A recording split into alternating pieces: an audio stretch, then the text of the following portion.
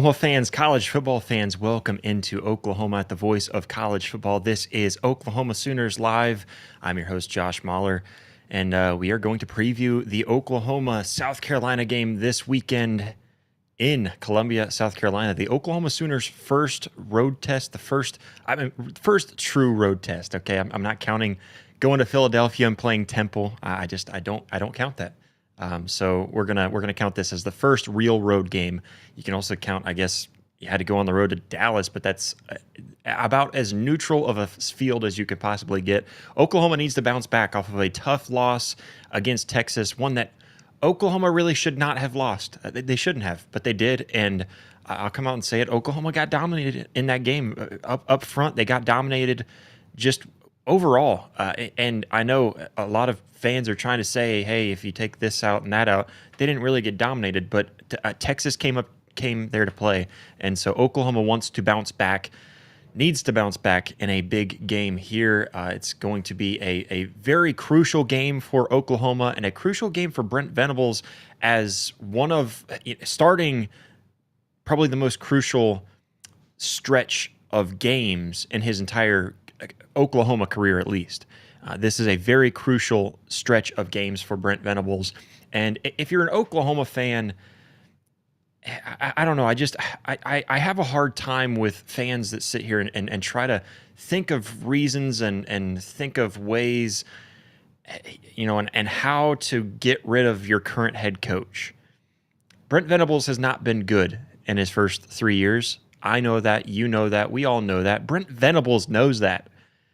But what he's done this season has been a much different Oklahoma team. And I personally look at this season so far overall as a win. You had one bad half of football against Texas, and that sucked. But you're moving forward from that. And if he goes down this stretch and does what he's capable of doing with this team, I think Oklahoma fans have to start talking a little bit differently about Brent Venables. But for everybody watching, hit that like button, hit that subscribe button if you're watching on X, because we are live on YouTube and on X, Twitter, whatever you want to call it. And, jump over to YouTube real quick and hit that like button, hit that subscribe button. If you want to help support the show a little bit further, you can scan the QR code there on the bottom right-hand side of the screen and become a member today. Of course, you can also click the link down in the description below. If you just go to Oklahoma at the Voice of College Football on YouTube and go to the main page there, the main dashboard, the homepage, just click join. Become a member today for as low as $2.99 a month.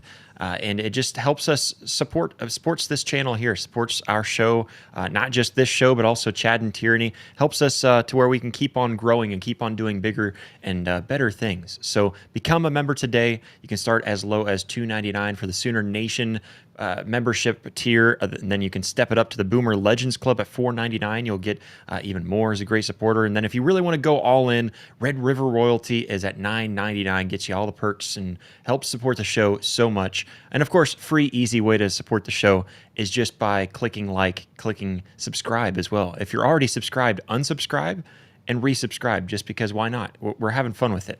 Comment down below. If you're watching live, you can jump in the live chat. All live chats, we'll take a look at the live chat here in just a little bit, but all donations and super chats will be read live on the show. So if you want your chat read live on the show, make sure to drop a donation or super chat over there for us. Let's jump into it, guys. It is Oklahoma, South Carolina week. But first, before we get to that game, some big news, something that we didn't get a chance to really cover, and we had heard rumors about this happening for quite some time now. Nothing has truly been officially released until, I believe, yesterday on Wednesday. So Brent Venables did confirm that wide receiver Jaden Gibson is no longer with the team. It's kind of disappointing for Oklahoma fans. I know all offseason we were really looking forward to him. And again, another injury hampered him from being able to perform again this season. And, it's a shame because we know that Jaden Gibson is a player that Oklahoma could really use on this roster. And now he ends up leaving the team, and I'm not really exactly sure. We can sit here and speculate what that means and where he's going from here. I do think that, On3's Pete Nakos was kind of reported that Gibson intends to enter the transfer portal. And I would imagine that's probably where he's going. And I don't know exactly what all went into that decision, but I know it was probably a tough one for him. And I know he has all the love in the world for Sooner Nation and for all the Sooner fans out there. And it's a tough one to see him go because we know what he is capable of. He's a guy that had shown glimmers on the field for Oklahoma even. And of course, coming in as a big framed wide receiver, you really want that in a guy for this wide receiver corps that really could have used him this season more than anything. And of course, last season absolutely could have used him, but all the injuries just kept on setting him back. And it really was quite a disappointment to see that now he's leaving the program. But obviously for me, I'm not ever going to speak ill of any players for whatever reason that they might have to leave, even if it is on bad terms. I'm not going to really speak ill of players. That's not what I'm about.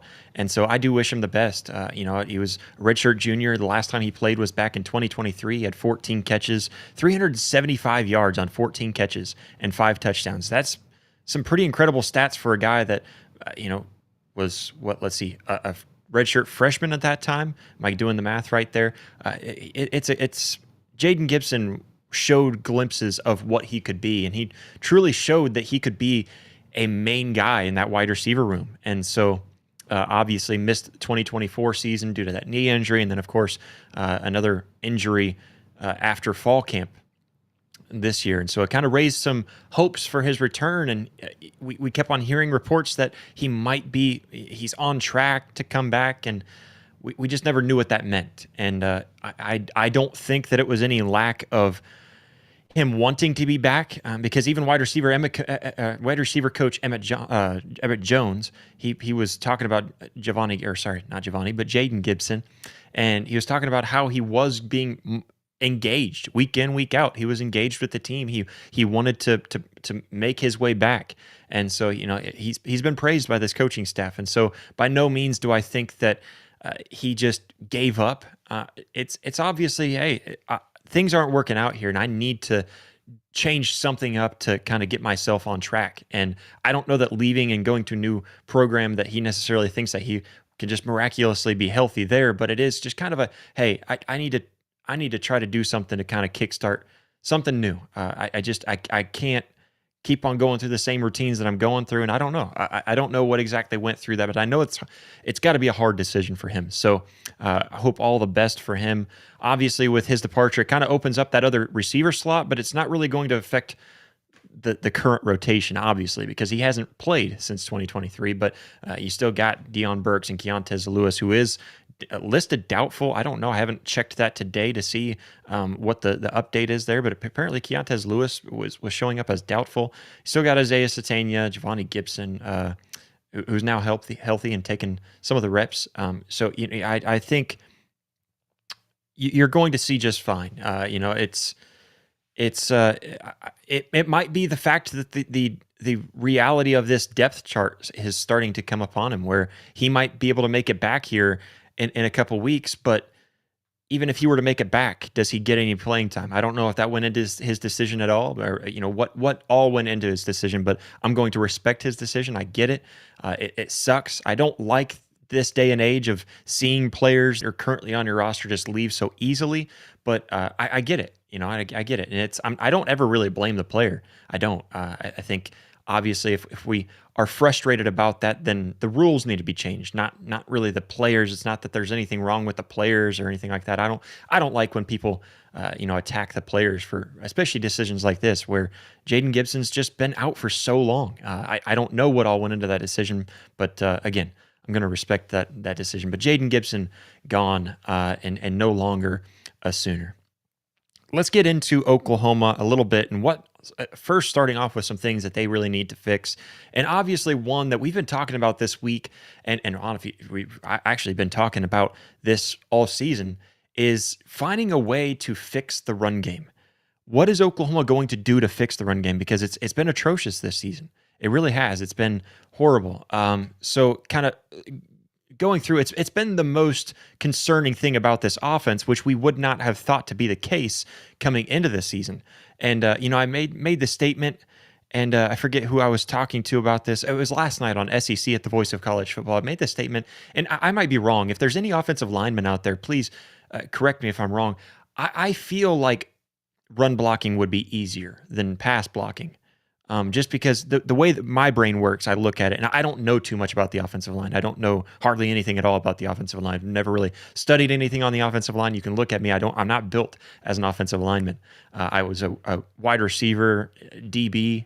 That was all I really played for the most part. So I don't know what it takes, but I feel like run blocking, to me, in my mind, the reason why I imagine it to be easier would be that you're exploding off the ball. You don't have to really worry as much about your positioning. Of course, you've got a lot of pull block schemes and stuff like that, and it gets complex. I'm not saying it's easy by any means, but I just feel like exploding off, and you get to be the enforcer. You get to go make the contact. You get to be aggressive.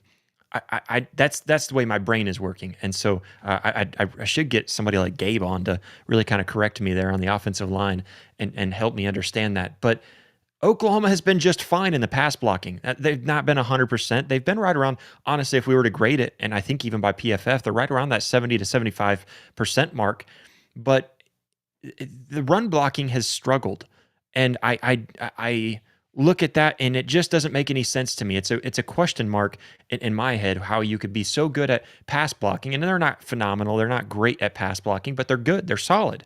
They're what you would expect them, and they're better than last year in pass blocking, head and shoulders better than they were last year in pass blocking. But then run blocking is really looking about the same as last year, if not in some ways worse. And again, maybe it's just because I'm trying to draw that comparison between pass block and run block. But OU's rushing attack is ranked near the bottom nationally in overall running. They're 106th nationally in rush yards per game. And how many teams are there? 136 now, is there? 132, 136, something like that. It seems like it's constantly growing in FBS, but 106 nationally, so you're well below the average. You're well below halfway even. So 106 nationally in rushing yards per game at 122, 116th nationally in yards per carry at 3.5, basically I'll round that up, 3.48. And only 3 runs so far this season of 20-plus yards. That's 118th nationally, which actually surprises me that it's not lower than that. And I was even looking too at that at 10 yards. I think it was somewhere with 10-plus yard run plays. They were somewhere around the 80s, and I apparently did not end up writing that down in my notes. But it's an offense that just is horrible. I don't know if you can really put it any other way. I mean, I don't think you're being too harsh by saying that it's just an atrocious running offense. And I think even Ben Arbuckle himself, even the running backs, the offensive line, whoever you want to say, I think they would admit it. You know, our run offense has been bad. It's been horrible. So I try not to be too negative on the team. Obviously, I'm not. I know I'm called a sunshine pumper a lot, but I try not to be. I try to be critical, not negative, if that makes sense. And I really think that this rushing offense, I don't think it's negative. I think it's just being critical by saying it's been a horrible offense. You can look at the numbers. I just read those off: 106 nationally in rushing yards per game and 116th nationally in yards per carry. So I mean, it's been a really bad offense. In the Texas game, they only had 42 rushing yards on 15 carries. That's it just really exposes a huge part of this offense. And I was talking quite a bit, really, this past week about just switching it up and going to a full air raid. If you're going to not really have much of a running attack, a rushing attack, then why not just switch it up and go to full air raid? And the reason why I'm saying that is just because it's this bad. But I understand, and I was talking with Lucas Hill, South Carolina, at the Voice of College Football, and I was talking with him, and I told him, I understand, because he kind of rebutted with, you got to have a balance in the game. And I said, I understand that, but there is no balance there. Even when you're trying to get it going, there's no balance. So is there even a balance if you're able to get the run game slightly going in a single game? Or do you just throw it out altogether? I don't have the answers. I've said this in the past. I don't get paid to come up with these answers, and I'm glad I don't, because I've seen the way that you guys comment on these coaches and the players and all the staff. But I think looking at this team, it's so unbalanced that it just really puts one of their arms behind their back when they're out there on offense. And it's going to be really hard for Oklahoma to come away with a good season. I think with the way that the running game looks right now and the way that we're feeling about this program, I think 8-4 is about where they're going to end. That was my prediction on the season. That's what this team feels like to me right now. If they were able to get some things going in the run game, then we're looking closer to that 9-3 season and possibly a 10-2. That's possibly, not probably, possibly. And that's being really optimistic. So, just looking at it, it's a totally unbalanced offense. And, the biggest one being the offensive line struggles. We were just talking about that. The offensive line has struggled in the pass blocking. PFF grades OU's run blocking 92nd nationally at 56. 56 grade on pass blocking. That's 92nd nationally, according to PFF.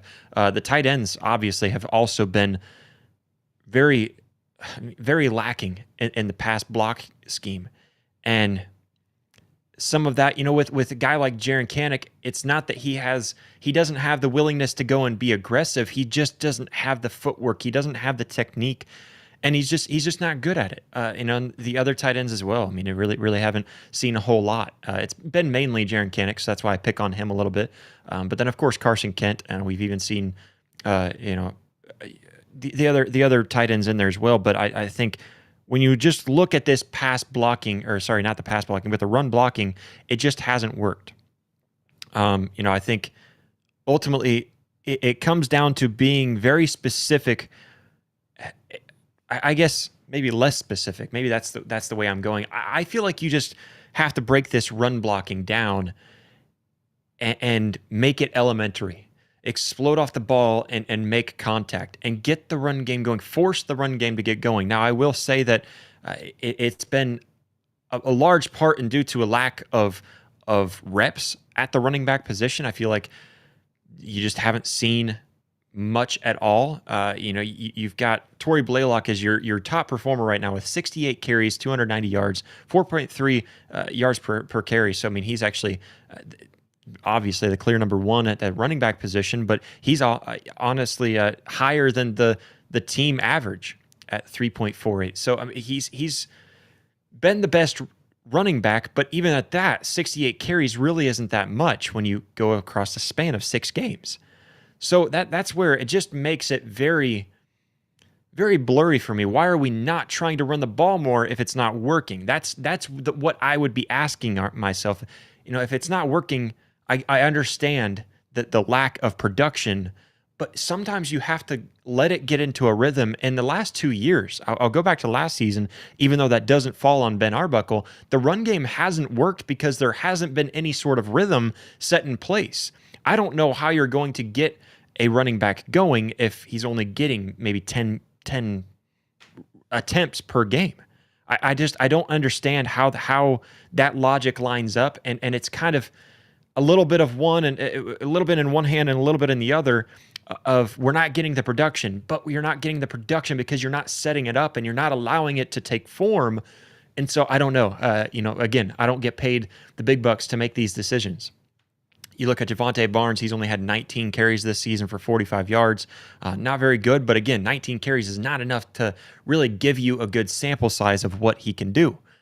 Xavier Robinson, only 16 carries on the season with 50 yards. So he's shown some glimpses of, hey, why aren't we running him more? Obviously, with 16 carries, Xavier Robinson needs to be in the game more, in my opinion. He needs to be in the game more. He needs to be out there. Jaden Knott, obviously, being the one that has been the biggest disappointment, the upset of the season, I suppose, for Oklahoma. He hasn't been good. 21 carries, 68 yards. That's 3.2 yards per carry. And it just seems that every time you put him out on the field, he is a liability. And man, I hate saying that. I hate saying that, especially about Jaden Knott, because I wanted to see him on the field. I wanted to see what he was capable of this season. I think all of us did, and it just wasn't there. I think when Ben Arbuckle was talking about this a little bit, and even DeMarco Murray, he said that they kind of met weekly to set the rotation for when the running backs go in, what types of plays they go in, and all that stuff. And I think ultimately, and Ben Arbuckle even said this, that you've got to demand more out of the running backs, and you got to demand more out of them in practice.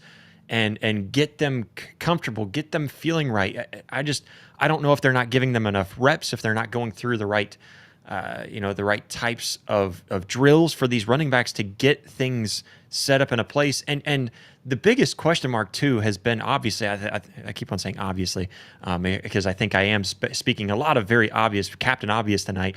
But I think when you look at the most how do I say this? The hottest seat on the coaching staff right now feels like it is probably DeMarco Murray, because you can probably say he's right above Bill Bedenbaugh or Joe John Finley.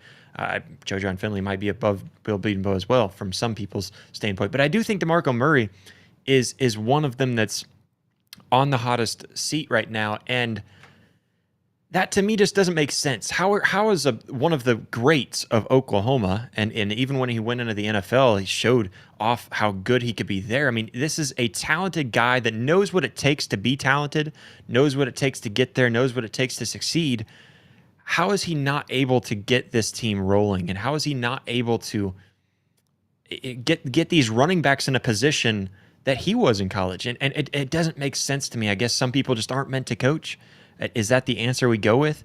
I think position coaches like that, with DeMarco Murray's experience and what he's gone through, I just can't imagine that he wouldn't be able to get the guys ready. And then getting them ready is one part of it, but then finding and plugging them into the system, plugging them into the scheme, it hasn't panned out this season at all. It's been extremely disappointing, to say the least.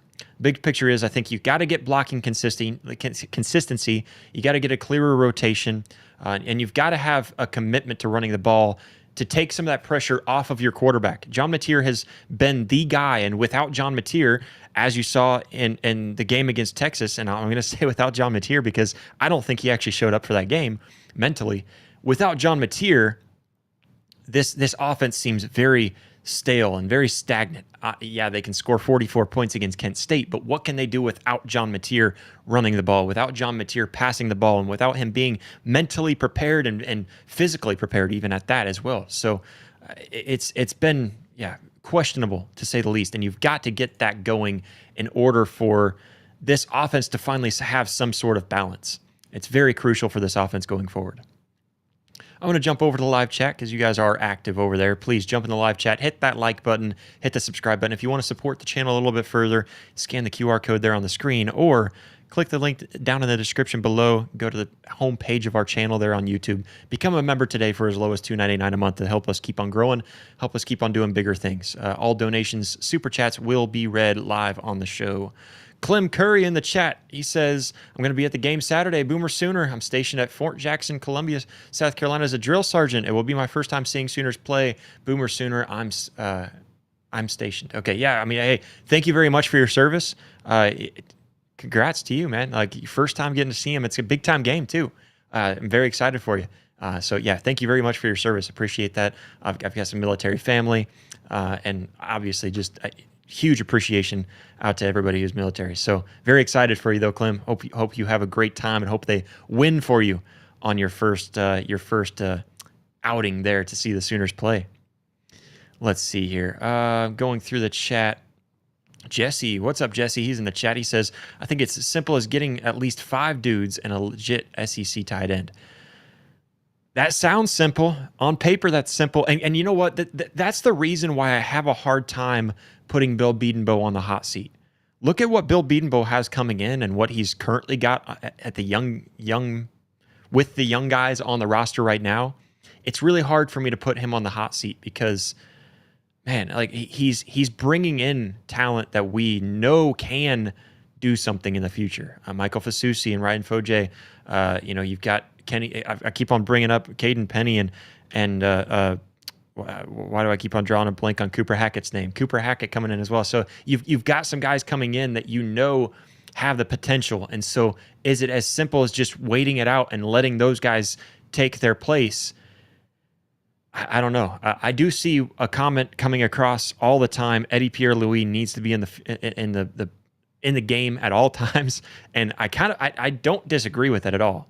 I always try to defer to the side of, I'm not a coach. I don't get paid to make those decisions, but it does seem very obvious to me that he is the guy when he's in the game. So I see it.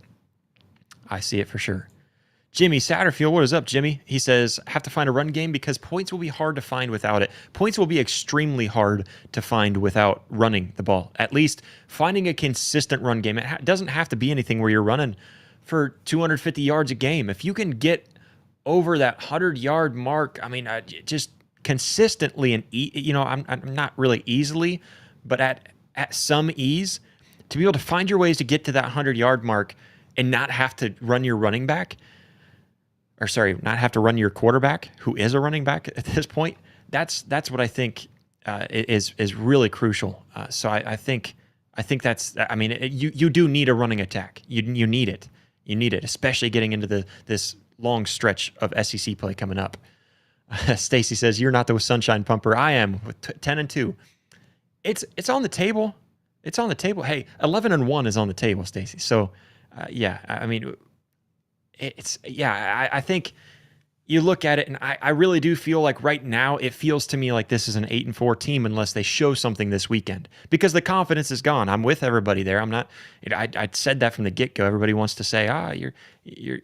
I literally go back and look at all the comments in this channel this week. It's been, you're a doom and gloomer, you're a sunshine pumper. You're saying this because the guys making the titles for us here at the Voice of College Football are putting this in the title, and they just comment without watching the video. The title is usually something like, I think one was, should Oklahoma fire their coaches? Is Oklahoma any good? And those are questions that people are asking. That's why they're in the titles. So, just step back and listen to the entirety of it, because I feel like I do a pretty good job of breaking down my explanation of things. No, but 10-2 is on the table. And I think it's probable, or it's possible. It's definitely possible. Maybe not probable, but no, I like the positivity for sure. Modern Day Caveman is also in the chat. He says, maybe your idea of going full air raid could possibly open up things, because obviously, see, we keep on saying obviously, something needs to be done and kickstart the running game. That's kind of why I say it. Do you open up and just show complete full air raid with the intention of going back to the running game when you need it?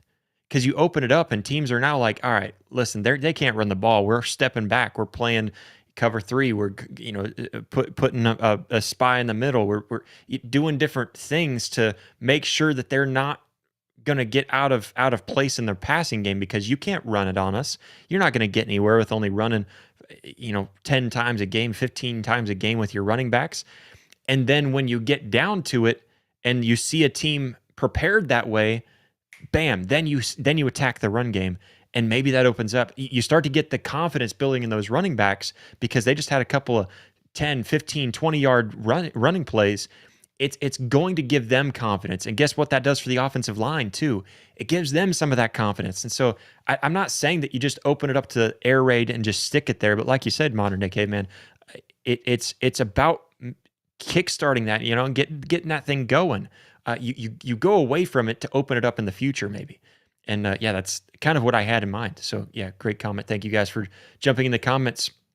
We'll go ahead and move on.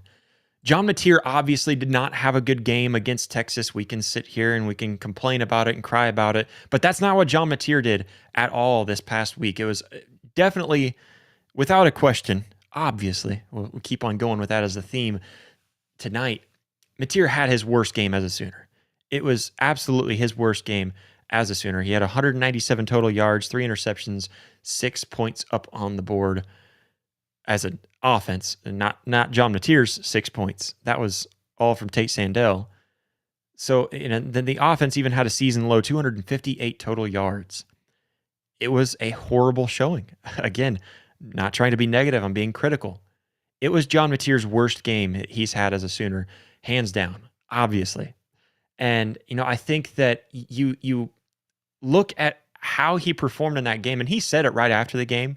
He just feels like his eyes weren't in the right spot. And if you look and actually watch the tape, it's obvious that was the case. There's open guys, and he's missing them. We brought this up several times this week, so I don't want to keep on beating a dead horse, but dead pony. I look at that game tape, and that was not John Mateer. That's not the John Mateer that we know. That's not the John Mateer that was at Washington State. That's not the John Mateer that throws an interception and turns things around. It wasn't him. And so a lot of that was just lacking preparedness, lacking confidence, lacking vision. Just I truly think a lot of that came down to just not getting a full week of practice. And it was tough to watch him go out there and perform that way because we know that he's better. We know that Mateer is better, and he is too. Brent Venables praised Mateer's accountability, his resilience, and he talked about how he wants to put the whole team on his back. He wants to kind of keep on moving on. And John Mateer has absolutely shown that. He's shown his leadership in his responses. He says all the right things, and that's why Sooner fans still have his back, even though he had his worst performance. Sooner fans can recognize that, all right, the thumb may not have been 100%. Yeah, you weren't really fully prepared for this game. We get it. And so you look at John Mateer and how he's reacted so far, at least to the media, it really feels like he's going to have a big comeback. Even Mateer, reflecting back on last week against Texas, he acknowledged kind of overdoing some things and trying to fit balls where he shouldn't have, not seeing the open zones on field. He kind of talked about how he just needs to take a breath and step back and see the field the way that he knows how. And he didn't do that. The teammates have all stepped up too and had his back as well, and showing how their support and how they know that that's not him too. And some of it does fall on them. Some of it does fall on them. The offensive line's got to be better. The wide receivers have to run better routes and get more open. There's things that the rest of the team could have done to help John Mateer as well. That if the offensive line was able to run block, you're probably running the ball a little bit more on Texas. But ultimately, it was just a mental reset for John Mateer, as he mentioned. Ben Arbuckle, I think, was the one that mentioned that in a press conference. Just kind of a mental reset kind of week for him, kind of refocus on the fundamentals, get back to the basics, get to his footwork. His footwork was extremely off in that one, too. I heard Arbuckle talk about that, and I kind of paid a little bit more attention to some of his bad throws, and it wasn't there. And you can also see him several times where he's moving out of the pocket into pressure. It wasn't who he was. And so Ben Arbuckle's message to John Mateer, as he mentioned earlier this week, was that he wants him to stay true to who he is and just stick to the basics. Do what John Mateer knows how to do best, and that is deliver the ball to your wide receivers. If there's nothing there, find a way to get some yards. And I think that's really big. So he wants to protect the ball. We need to see John Mateer protect the ball, rely on some sort of balance in this offense, and kind of rebuild that confidence and execute well this week. And I think that's really crucial for John Mateer and a big bounce back. So I think he will have a bounce back. I think you're going to see him have the type of game that we saw against Michigan, the type of game that we saw against Illinois State. And I know it's just Illinois State. Maybe not those numbers, but you're going to see that confidence. You're going to see that completion percentage there because he's hitting his receivers in the hands.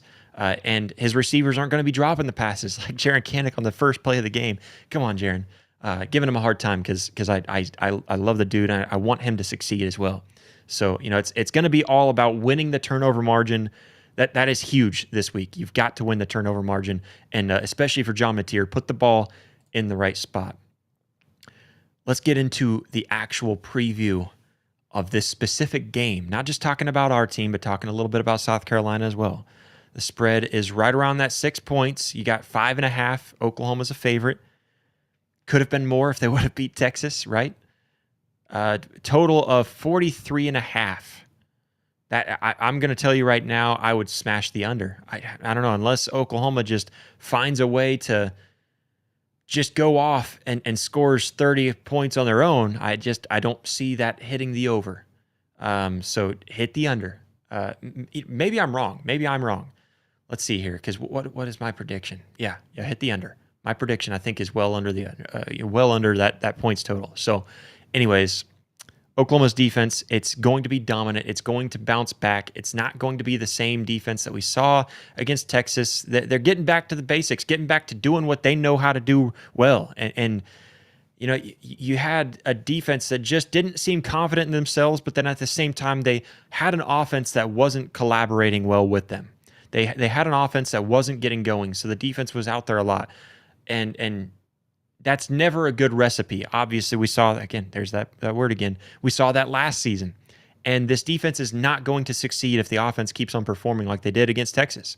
But I think they dominate in this game. At South Carolina, they're right. I think I was looking at some of the sports books, and they're projected around 17.5 points is what their team total. in projection. So I think Oklahoma keeps them under that just barely. That's a really good line, and I'll get to my prediction in a little bit. Give me your predictions in the comments, and if you go to the actual comment section, also in the live chat. Give me your score predictions. I want to get to those here in just a moment as well, and I will get to mine as well. But I don't think South Carolina is going to score 20 points in this game. I don't. And then that comes down to, can Oklahoma score more than 6 points? Can they score 20 points themselves? I still feel confident about that defense, that they can do that. I do feel confident in this offense, that this offense can score 20 on any defense with a team that's well prepared and a team that is fully healthy. So, I do believe in this team still. I know that some of the confidence is gone from most of the fan base, and I've got some of the doubts myself. But I believe in this team. So South Carolina, they're averaging 22.3 points per game right now, allowing 3.5 sacks per game. You best believe that this Oklahoma defense is going to be getting back there and wreaking havoc on Lenore Sellers.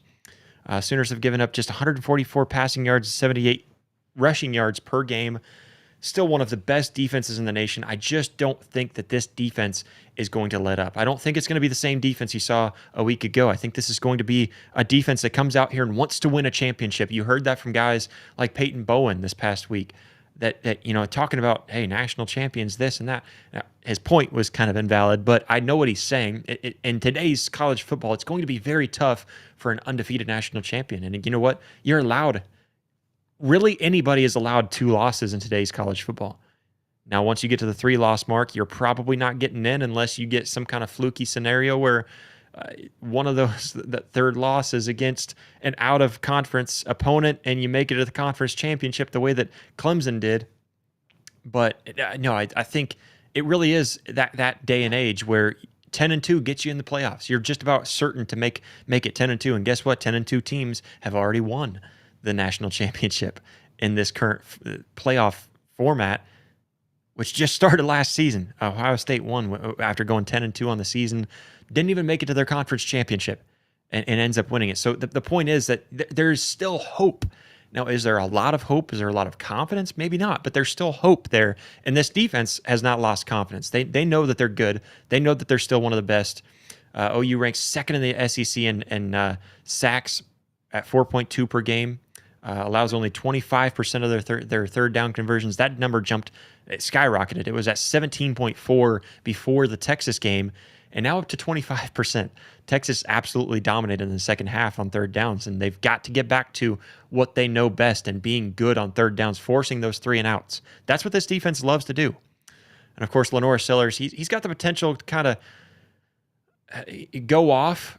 But go back to what we were talking with Chris Marler on Tuesday and what he was mentioning, and I forget the numbers, what the actual stat was, but the amount of yards that he ran around the field, Lenore Sellers, compared to how many yards he actually performed, only in the teens, was horrible last week. So, I think with this bad offensive line, this Oklahoma defense really has a chance, and especially this defensive line being one of the best in the nation, if not the best in the nation, they have a really good chance to get back there and disrupt Lenore Sellers. All you've got to do is get pressure on him, and you're going to get some tackles for a loss. You're going to get some sacks. I think that's just bound to happen with this defense. But get pressure on him and force him to make some bad decisions. Get some turnovers. Win that turnover margin. Let's pretend, if you're the defense, let's pretend that the offense is just going to turn the ball over once, okay? Now, I don't want that to happen. But if you're the defense, you got that mindset where we need 2 turnovers every game. That's the mindset that I want.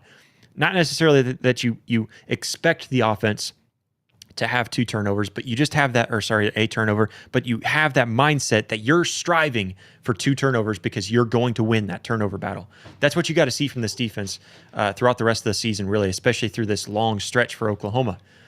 So the front 7, I mean, you get that front 7 and what they're able to do. Kip Lewis, Kobe McKenzie, even when Samuel Masigo's stepping into the box as well. You get Kendall Daniels even out there kind of playing that linebacker / cheetah, and you've got this defense, and I think they're going to be just fine. It's the scheme that Oklahoma runs relies on pressure and disguising a lot of looks. I saw somebody, I don't know if he was a Texas coverage guy or what it was, but he was talking about some of the coverages that Oklahoma was running at. He was talking about some of the coverages that Oklahoma was running against Texas. And he's just kind of showing where Brent Venables shows these weird looks where it's like, what on earth do you even call this? What do you call this coverage? Is it coverage? I don't think it's cover 1. It's not cover 0. It's like a mix of cover 3 and 2 and 4 and 6 all mixed together in one. I mean, he does things like this to kind of disguise that, and it makes it extremely hard. Now, I will give it to Steve Sarkisian and his offensive staff. Arch Manning was able to sniff a lot of that out. Maybe he didn't quite sniff it out to the full extent, but he found a way to make it work. And so they did a really good job last week, but I don't think that's going to be the case against most of these quarterbacks you're going to face, and Lenore Sellers being one. So you got to overwhelm that offensive line. You got to overwhelm Lenore Sellers, stop them, keep them short of running the ball, which I don't think Oklahoma should have too much worry about. I think they should be getting through the interior just fine. The exterior, the outside line, the defensive ends, the ends of the line need to just not overcommit. That's the main thing that I want to see from them this week. But I think Oklahoma keeps South Carolina under 20 points. I think even at that 17.5, I think they keep them under that. It is going to be tough, and it's going to be really tough if the offense doesn't perform to their fullest potential. But I think Oklahoma finds a way to get the run game going this week. I think they stabilize that a little bit. They keep Mateer clean. I think he plays clean football, and I think Oklahoma does just fine. I think OU should win. Honestly, I think they win convincingly, and I'll give my prediction here in just a second. Hold on. But I think OU wins convincingly, and I think they reestablish some momentum and get back into the driver's seat, get back to the point where you feel good about where you're heading. And I don't know why I'm drawing a blank on Oklahoma's schedule right now, but I'll pull it up. Excuse me for pulling up my phone. Ole Miss at home next week. That's homecoming. And then you've got on the road in Knoxville against Tennessee, on the road in Tuscaloosa. Then you got at home. Can Oklahoma not win 4 of those games, 5 of those games? 5 of those games would be just phenomenal, right? But can they not just win 4 of those, including South Carolina? Can they not just win 4 of those games? If they get back to what we saw from Oklahoma in the first 5 weeks, it's the confidence isn't there. I don't have confidence that they'll get there, but there's hope, and that's what we have to hold on to. I think Oklahoma wins this game. I'm going to say Oklahoma wins. My official prediction: Oklahoma wins 27. I'm going to bump. I was going to say 27-17. 27-13. I don't think this offense scores much on Oklahoma's defense. I don't think South Carolina is able to get it done on offense. And I think Oklahoma's offense does something to finally get moving in the right direction. There's a lot of hope on my end. There's a lot of hope. I'm buying into the hopium. Earlier in the week, I was thinking more like a 24-20, somewhere around there. And I thought, no, this defense is too good for that. And so then I thought maybe like a 17-13 type of game. I don't know. And I'm bought in now where I'm going to say 27-13. I'm feeling good about that prediction. I'm feeling good about this offense bouncing back from a season ago. I think the defense gets back into their rhythm with the offense performing the way that they need to perform as well. And I like Oklahoma's chances here in this matchup against South Carolina, even covering the spread, because great teams cover the spread. Jump to the live chat one more time for you guys here. All super chats will be read live on the show. So if you want your chat read on the show, make sure to drop that donation. Let's see, Jimmy Satterfield. We'll jump to him real quick. Have to win the turnover battle and win on the road. Yes, you have to get 2 turnovers. That's the goal. At least 2 turnovers. You know what? Make the goal 10 turnovers. I don't care. Get as many turnovers as you possibly can. It's extremely necessary.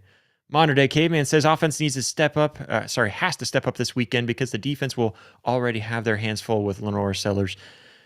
Lenore Sellers really hasn't been performing that well this season, and it's a big part. A lot of that is due to his offensive line. Their offensive line, South Carolina's offensive line, is worse than Oklahoma's offensive line, and I think even South Carolina people would agree with me there. It's pretty bad. I like Stacy's prediction here, pretty close to what I was about to go to. I almost said 27-17, but I went with 27-13. I think that's what I said, right? That's my official prediction, 27-13. But I like that one. Keeping them below that 18-point mark. I'm good with a 10-point win. I'm happy with that. I really am. And I think it instills a lot more, a lot more confidence. Real quick, just because I'm seeing Modern Day Caveman puts this. South Carolina -3.5, 21.5. I'm not sure what you're seeing there because I'm looking at it right now. Oklahoma -5.5. I'm not sure what you're seeing there. Maybe I'm misunderstanding what you're putting down there. But I do like your prediction here. I'd like to see Oklahoma win 35-9. That would be great. That would give Oklahoma the confidence that they need going forward. Believe in Be Saved Today. What is up? He's in the chat. He says, I don't think they have another game like Texas. My score prediction is Oklahoma 27-9. I like that one a lot. And I have a hot take. Blaylock runs for over 100 yards and gets that run game going finally. I think he has the if they run him enough, he can run for over 100 yards on this defense. I really believe that. Even Chris Marler was telling me on our Tuesday show, if you didn't get a chance to check that out, go back and check out that Tuesday show. Chris Marler, even just checking out the portion that he was able to join me for about 20 minutes there, he was even telling me he doesn't think Oklahoma will have to do too much to be able to run the ball. So, I think that's a good one. Another prediction here, 24-20. I don't like that one, Jimmy. I don't disagree with your prediction. I don't like it. I want Oklahoma to win even more. Stacy says, Modern, I almost went 45-17, but I haven't been burnt by saying that, or I have been burnt by saying that all season. Now go with it. You can be that sunshine pumper. Hey, you embrace that. So you're allowed to. But anyways, real quick, we're going to look over at our friends over at Underdog Fantasy. All right, I've got to pull up Underdog Fantasy on my phone because I didn't have that part ready.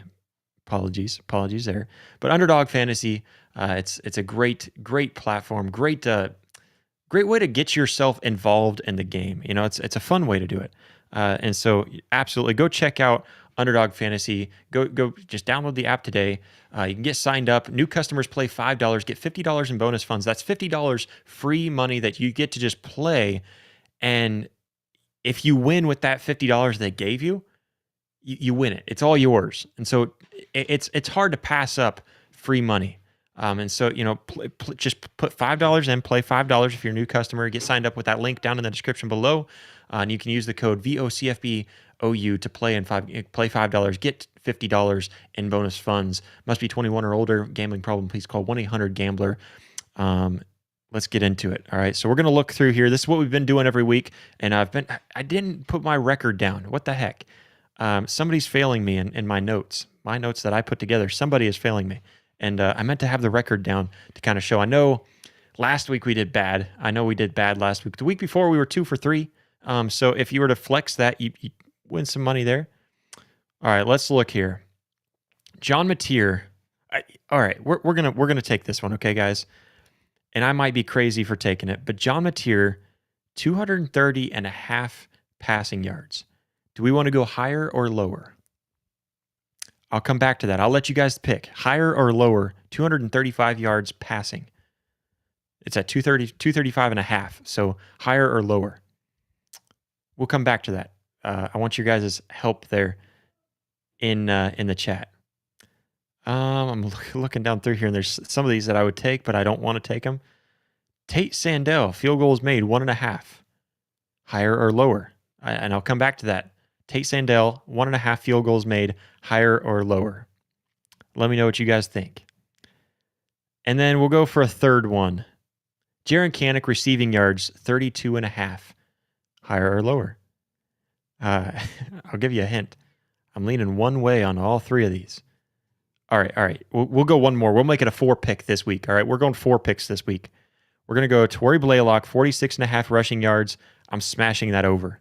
Smashing the higher on that. All you got to do is just pick higher or lower on all of these. You can build them up. It'll multiply it. The more you add up, the more it multiplies. It's a really fun way to do it, guys. Go check out Underdog Fantasy today by clicking the link down in the description below. Use the code VOCFBOU to play $5, get $50 in bonus bets. I'll go through those one more time. I'm seeing you guys are all just saying higher. Higher, higher, higher. Everything higher. I'm leaning the same way as you guys. Jaren Kanak, higher than 32.5 receiving yards. I want to see him get back in the game and get involved again. He was Oklahoma's biggest target. He was the most reliable target. He was the sure hands. John Mateer's back in there, and he's full health. He's mentally back, ready to go. Jaren Kanak, more than 32.5 receiving yards. John Mateer, 235.5 passing yards. I was a little back and forth, but I saw higher jump in the chat, so we're going higher. 235 passing yards. He's going to throw for 236. You just wait and see.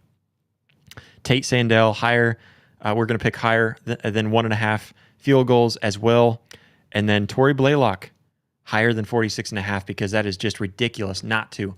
Go check out Underdog Fantasy today. You can download the app. Go check them out. Use the code VOCFBOU to play $5, get $50 in bonus funds. Must be 21 or older to play. Gambling problem, please call 1-800-GAMBLER. Let's get back to it, and I'll jump over to the chat. All right, we're going to mark all those down and make sure that I get my record in there this week, because that's just ridiculous that we aren't.